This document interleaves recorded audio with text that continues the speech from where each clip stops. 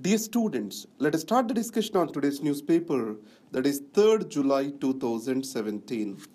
The first article is written off in the hinterland. It is about rural education environment and also the objectives in India. The first statement which I want to make is our education has failed to integrate the rural India into the larger political community that is called the nation. It means the education failed to give them values, ideologies, a thought process. More and more, education is becoming an instrument for career path. So if you see from 1980s, the education has become equivalent with human resources development. So this kind of education is more concerned with opportunities, skill development, careers rather than values. So this type of education glorifies urban-centric development.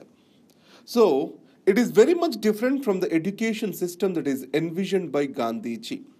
The second is, the very education system is also against the rural India.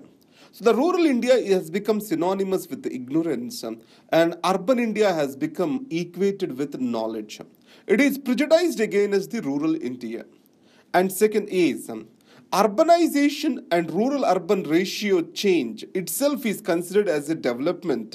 So it means that a progress to modernity is taken as a value against the rural India. So the education itself also has become parochial and also selective. It means the objective of education is to nurture the generations to the future, nurture the society to the future. It means the education focus has to be on all the children. Selectivity will not help. If you take in rural India, our developmental paradigm with regard to education is concerned, Navodaya Vidyalayas. So these are selecting few children, bright children, and making them to grow for the opportunities available in the urban India and in the globalized world. So this selectivism is not making the national or else the values which our system wants to imbibe into the children to the grassroots level. So the 2 points, the values or else the political community integration in India is not happening because of the education. And education system is favorably prejudiced towards urban society and urbanization. So it is very much killing the ruralness or the value system that is included in the ruralness of India. That's what this article talks about. Climate proofed and inclusive. So let me make another statement over here. The sustainable development, it involves making people adapt to the ongoing climate change. And added to that, sustainable development involves raising the adaptiveness and making the societies climate resilient. So, the climate change worst affects the poor people. It means that the poverty will get exaggerated. If you take global hunger index, 2015 report, it clearly states that the vulnerabilities of the poor are increasing because of the climate change. So, our development which is meant to fight poverty has to more focus on climate proofing. So, how this climate proofing can happen? One is decentralization, and then understanding the multi-dimensional aspects of development and poverty. So let's take, a district is a flood prone. So the major emphasis of planning shall be on sanitation in that particular district. If a district is drought prone, the major emphasis have to be on creation of drinking water supply. So in that way, the planning also has to get directed towards the needs of the district and the problems which can be exaggerated because of the climate change. That's what this article talks about. Multidimensional poverty index, it is also providing us a scope to understand the nature of crisis or vulnerability poor people can face in different districts. Based on this, we can maintain our developmental agenda and it can make us to move towards the sustainable developmental goals. Now, after this, let us go towards the editorials. That is, one is step back. It is about India and China standoff in Tri-Junction. So you know that the China wants to build a motorable road from Dokla to the Bhutan. So in this case, Indians have objected to this. So this is a disputed territory between Bhutan and China. Then why did India go over there? Because India and Bhutan have an agreement in 2007, that is Friendship Treaty, where the military ties between India and Bhutan are very deep. And the China has violated the status quoism, which is a reason for the peace. So it means the Dokla Tri-Junction, the China has to step back if the standoff has to be released. On the other side, China has kept a precondition that unless Indian troops withdraw, no, it cannot take the things forward. The preconditions will not help under any circumstances. Second, China also has to respect the special relationship India and Bhutan holds together and the Friendship Treaty of 2007, which makes India or which gives a commitment to Bhutan from Indian side with regard to protection of Bhutan's interests that needs to be respected by China. And the next is victory in Mosul. You know that Mosul is occupied by the Iraqi forces. The fight in Mosul is an example for cooperation among different forces, irrespective of their divergent interests. One is the Kurdish fighters, the Peshmerga, they have played an important role in fight against the ISIS.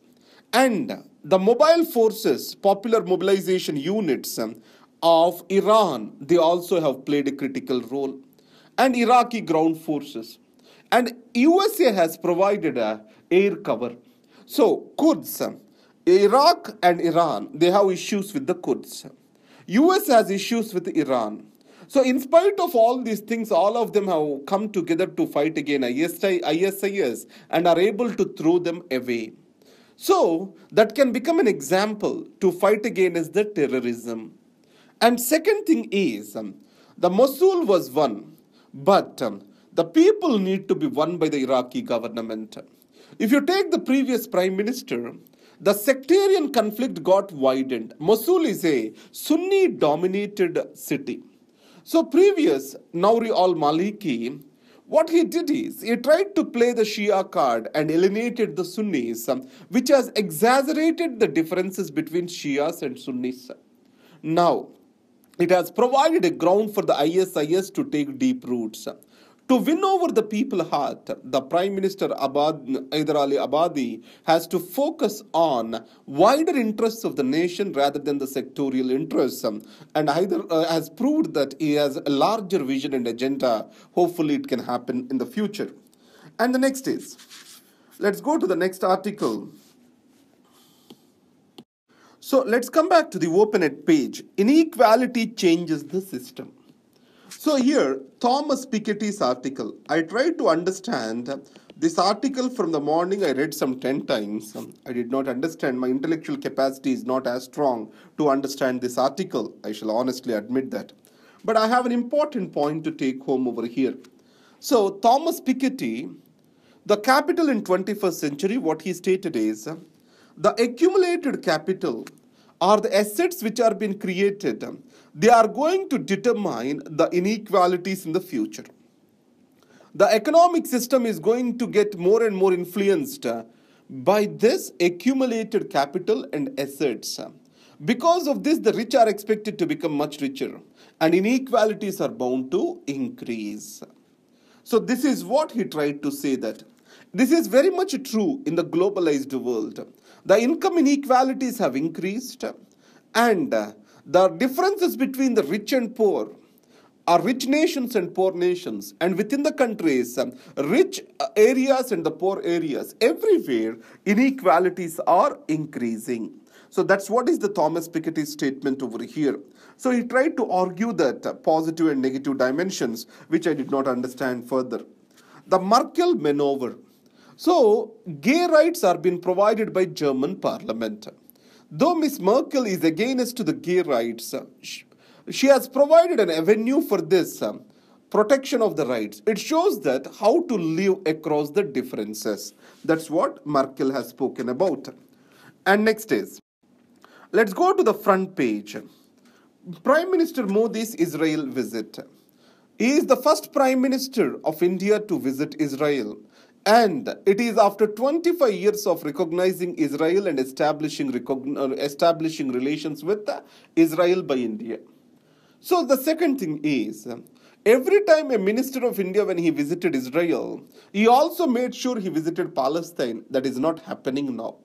But Mr. Muhammad Abbas has visited India, and India has reiterated its position with serious Israel-Palestine conflict, where it clearly stated that the dialogue process has to continue, and two-nation theory as per the 1967, with Jerusalem as capital of Palestine, is the way forward for this conflict. So this is what India's stand is. Now, with Israel, India is bound to engage because of the new technology, startup environment. All this can be helpful for the India's development. So that's why in this visit, it is expected that India and Israel are supposed to make and strategic partnership with regard to non-security issues are being concerned.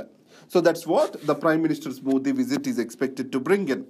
And then Pakistan denies consular access to Jadhav yet again. So this is what is the basis for International Court of Justice to give judgment against the Pakistan, and Pakistan is still adamant on this issue. Now let's go to the business page. Furor over deregistering with one stroke of a pen. Prime Minister Modi, he said, his fight is going to continue on shell companies. And he has clearly stated that the demonetization has provided with the necessary information. So in this context, deregistration of the companies is going to happen at one single stroke. Normally, a notice is given to the companies. If they did not respond, then the deregistration has happened.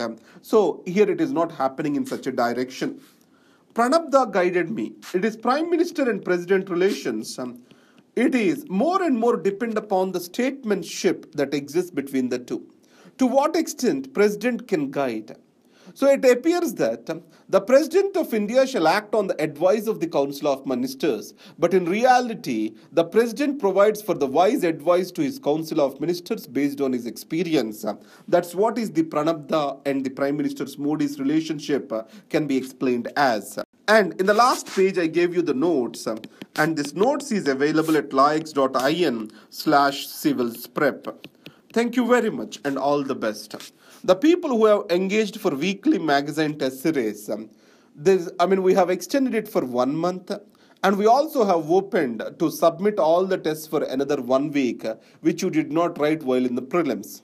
With regard to the correction of papers, this week it may be delayed because we are developing that particular app and it is taking some time for us. So please request you to wait for a week to submit or to correct and submit back your answers. Thank you very much and all the best.